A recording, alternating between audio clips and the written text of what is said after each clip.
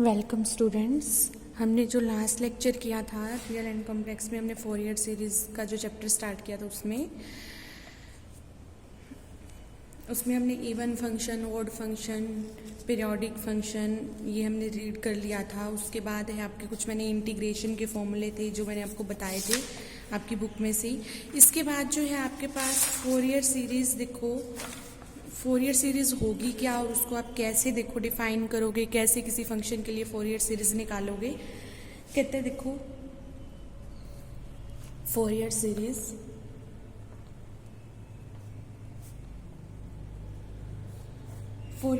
की डेफिनेशन क्या कहती है, देखो let f be a real valued bounded function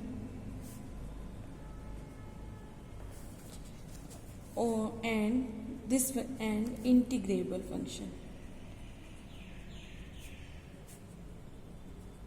हमारा जो एफ फंक्शन होगा ये कैसा होगा, एक तो बाउंडेड होगा, दूसरा हमारे पास क्या होगा, ये फंक्शन हमारा इंटीग्रेबल फंक्शन होगा। क्लियर है? तो अब देखो जो फंक्शन बाउंडेड होता है, इंटीग्रेबल होता है, उसको हम रीमान भी बोलते हैं, रीमान फंक्शन। तो अब आप देखो ये जो फंक्शन है इसका मतलब रीमान फंक्शन तो है ही, रीमान इंटीग्रेबल फंक्शन। तो देखो this function is defined on interval c to c plus 2 pi such that F x is, जो हम फोरियर सीरीज बनेगी फंक्शन की वो क्या होगी, देखो F x is a not by 2 plus summation n running 1 to infinity a n cos n x plus b n sin n x। Clear है? तो देखो अब हमारे पास यहाँ क्या होगा, जो a नोट है, a n है और जो b n है, इनकी वैल्यूज़ क्या होंगी, देखो where a naught is 1 by pi c to c plus 2 pi f x d x. ठीक है? और जो आपके पास a n होगा वो किसके इक्वल होगा, 1 by pi c to c plus 2 pi f x cos n x d x and b n is equal to 1 by pi c to c plus 2 pi f x sine n x d x. ठीक है? तो कहते हैं ये जो हमारे पास ये जो फर्स्ट इक्वेशन है इसको हम बोलते हैं Fourier series and the constant a note a n b n are the Fourier coefficients. इनको हम क्या बोलते हैं, फोरियर कोफिशिएंट्स। ठीक है? Of f. तो देखो जो ए नोट और ए एन जो बी एन है, ये जो वैल्यूज हम कैलकुलेट करेंगे या ये जो फॉर्मूले हमारे पास है ए नोट ए एन और बी एन के, इनको हम क्या बोलते हैं, आइलर्स फॉर्मूला। ठीक है? तो अब देखो, तो अब आपके पास ये जो एफ एक्स है ये भी आ गई कि हमारे पास किसी फंक्शन की जो फोरियर बनेगी वो ये होगी। सेकंड हमारे पास जो ए नोट ए एन और बी एन है इनको हम फोरियर कोफिशिएंट्स बोलते हैं। ये कैलकुलेट कैसे करेंगे, इस वे से। अब देखो determination of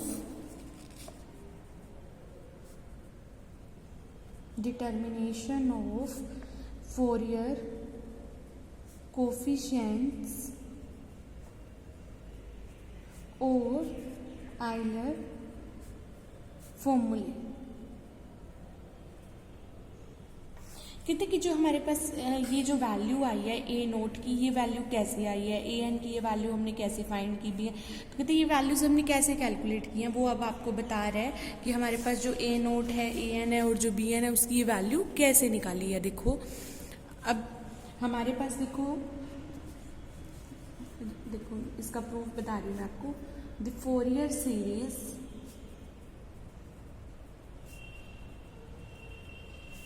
for the function f(x) in the interval c to c plus 2 pi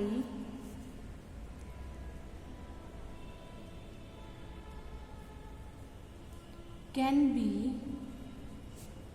return as, आप इसको कैसे लिख सकते हो, f x is equal to a note by 2 plus summation n running 1 to, यहाँ इकट्ठा था ना, दोनों का कंबाइन था समीशन, इनको अलग करके लिख रहे हैं। तो मतलब जो हमारी ये सीरीज है हम उसको इस फॉर्म में भी लिख सकते हैं, b n sine n x. Clear है। अब देखो मैं इसका प्रूफ कर रही हूँ, इसको मैंने इक्वेशन नंबर 1 बोल दिया। और जो ए नोट है, ए एन है, बी एन है, ये हमारे क्या है, फोरियर कोफिशिएंट्स हैं। तो अब पहले हम क्या फाइंड कर रहे हैं, to find a note. A note की वैल्यू निकालनी है। तो अब क्या करो, जो आपकी इक्वेशन नंबर 1 है, हम इसको क्या कर देते हैं, इंटीग्रेट कर देते हैं टर्म बाय टर्म। देखो integrating equation number 1 by term by term with respect to x in the interval c to c plus 2 pi। ठीक है। तो आप इंटीग्रेट करो इसको, क्या बनेगा, c to c plus 2 pi f x d x. Left hand side में तो यही हो गया। अब आप राइट हैंड साइड में भी same, A note by 2 constant है, c to c plus 2 pi dx रह जाएगा यहाँ। और फिर यहाँ हमारे पास क्या रहेगा, देखो summation n running 1 to infinity, है ना। यहाँ इसका भी हमारे पास क्या हो जाएगा, integration c to c plus 2 pi a n cos n x dx plus similarly c to c plus 2 pi summation n running 1 to infinity b n sin n x dx।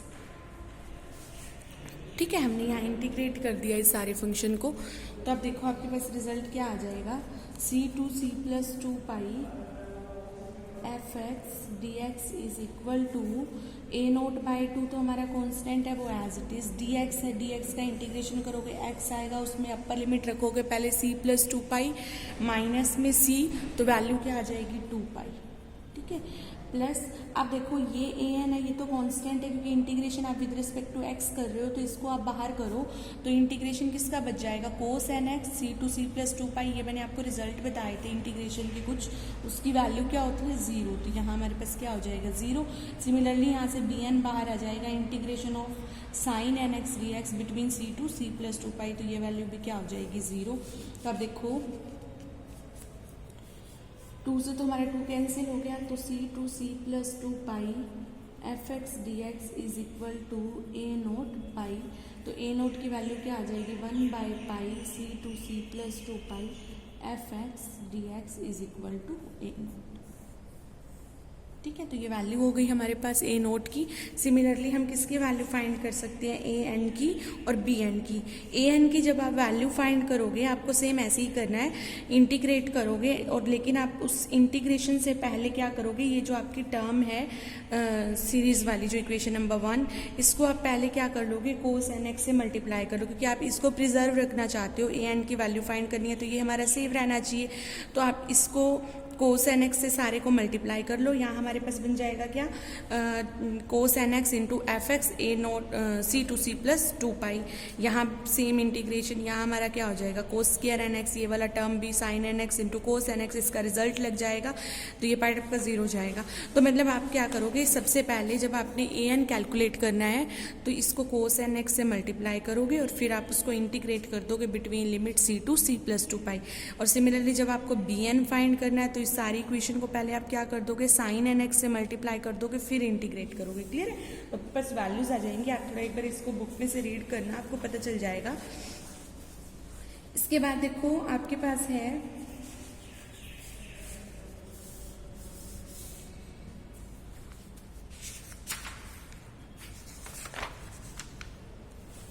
Fourier series for even and odd function की। अगर आपके पास function odd है या even है तो आपको उस case में फोरियर सीरीज निकालनी है। तो देखो Fourier series for even and odd function आपको जब निकालनी है इसकी वैल्यू, तो कैसे निकालोगे, देखो कहते केस 1, इसमें क्या होगा, कहते if f x is an even function defined in interval minus pi to pi. हमने क्या लिया, कोई फंक्शन लिया जो डिफाइन है किस इंटरवल में, माइनस पाई टू पाई। अब यहाँ इंटरवल का ध्यान रखना, then f x cos n x is, आप देखो एफ एक्स तो आपका इवन फंक्शन लेके चल रहे हो किस इंटरवल में, -π to π, तो आपको पता है जब f x into cos n x करोगे, cos is also even function, f x already even है तो ये कम्प्लीटली फंक्शन हमारा क्या बनेगा, इवन फंक्शन बनेगा। तो f x cos n x is even function and f x into sine n x is an odd function. Clear है, क्योंकि ये वैल्यू ये हमारी पॉजिटिव रहेगी जब x को -x रखोगे, because F x is even function, but ये वैल्यू क्या रहेगी, नेगेटिव। तो मतलब ये वाला पार्ट जो है हमारा ये क्या बनेगा, नेगेटिव बनेगा, तो मतलब ऑड फंक्शन होगा। और ये वाला हमारा क्या रहेगा, एफ ऑफ -x भी यही रहेगा। तो इट मीन्स हमारे पास ये फंक्शन क्या है, इवन। तो कहते हैं therefore an is equal to 1/π -π to π, interval is -π to π, f x cos n x, यही वैल्यू होगी जो हमने पहले निकाली थी। अब देखो इस केस में क्या होगा, -π to π मैंने आपको बताया था कि अगर आपके पास a to a आपके पास इंटरवल है, आपके पास अगर इवन फंक्शन है तो आप उसको ब्रेक कर लेते हो, वो ट्वाइस हो जाता है। आपके पास यहाँ क्या बन जाएगा, 2/π, इसको मैंने ट्वाइस कर दिया, लेकिन लिमिट क्या हो जाएगी, 0 to π f x cos n x. आप देखना पिछले लेक्चर में हमने यही किया था, जिसमें -a to a लिमिट हो और फंक्शन हमारा एफ एक्स क्या हो, इवन फंक्शन हो, तो हम क्या करते हैं, उसको ट्वाइस कर देते हैं और लिमिट क्या हो जाती है, 0 to π हाफ हो जाती है। तो अब देखो एंड बी एन क्या बनेगा इस केस में, बी एन फाइंड कर लो, b n is equal to by formula 1/π -π to π f x sine n x d x. तो ये फंक्शन हमारा क्या है, ओड फंक्शन है ना। तो ओड फंक्शन है तो -a to a वाला फंक्शन अगर यहाँ ओड फंक्शन हो तो इसकी वैल्यू क्या होती है, 0। ये भी कल हमने किया था। तो इट मीन्स हमारी जो फोरियर सीरीज बनेगी उसमें हमें 3 ही तो वैल्यूज चाहिए होती हैं, एक ए नोट की, एक आपको ए एन की और एक बी एन की। क्लियर है, तो आपके पास बी एन अगर फंक्शन आपका क्या है, इवन फंक्शन है, तो उसमें बी एन क्या हो जाएगा, 0। तो आपकी फोरियर सीरीज क्या बन जाएगी, thus Fourier series for even function is क्या बन जाएगी, f x is equal to a nought by 2 plus summation n running 1 to infinity a n cos n x. Clear, simple इतना, क्योंकि बी एन वाला part हमारा क्या हो जाएगा, 0।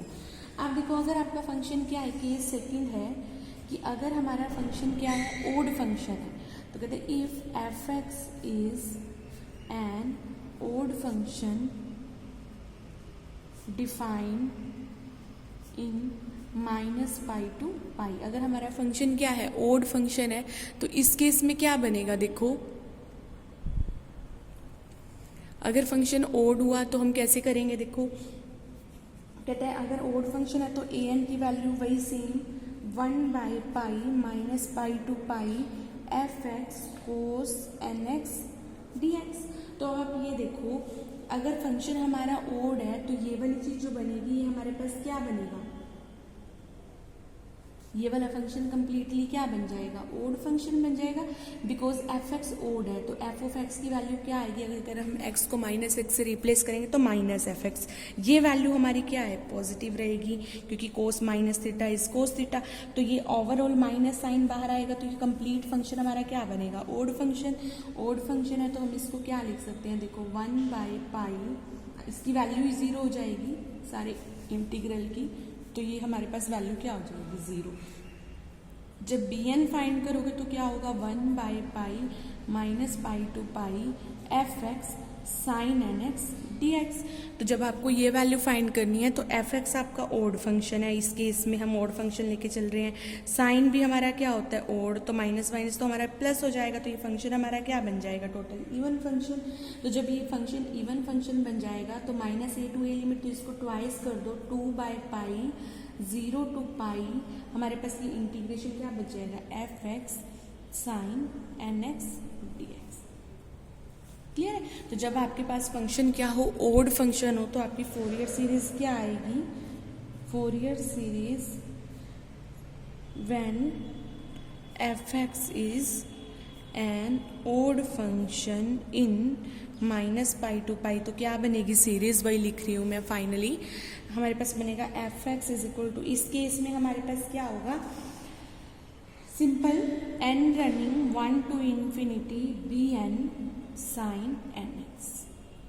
ठीक है, तो इसमें आपको देखो अगर आपका फंक्शन इवन फंक्शन, इस चीज़ का फ़ायदा देखो क्या होगा, अगर आपका इंटरवल क्या है -a to a है, तो आपके केस इस फ़ायदा क्या होगा इस केस में कि आपके पास अगर मान लो फंक्शन इवन फंक्शन है, सपोज करो function is even function between -a to a, या यहाँ हम ले रहे हैं -पाई टू पाई, तो आप देखो इस केस में क्या होगा फ़ायदा, आपको सिर्फ और सिर्फ जब फोरियर सीरीज निकालनी है, अगर फंक्शन इवन हो गया तो हमें बी एन फाइंड करने की ज़रूरत ही नहीं है, सिंपली ए नॉट और ए एन निकालो, आपकी सीरीज यही बनेगी। ठीक है, अगर आपका फंक्शन ओड फंक्शन है between interval -pi to pi, तो इस केस में आपको क्या है, ए एन निकालने की ज़रूरत ही नहीं है, बिकॉज ए एन क्या हो जाएगा 0, तो सिंपल बी एन कैलकुलेट करो और आपकी सीरीज आ जाएगी। तो मतलब आपको क्वेश्चन काफ़ी रिड्यूस हो जाएगा, छोटा हो जाएगा, ईजी भी हो जाएगा। ठीक है, आपको सारी वैल्यूज नहीं फाइंड करनी पड़ेंगी।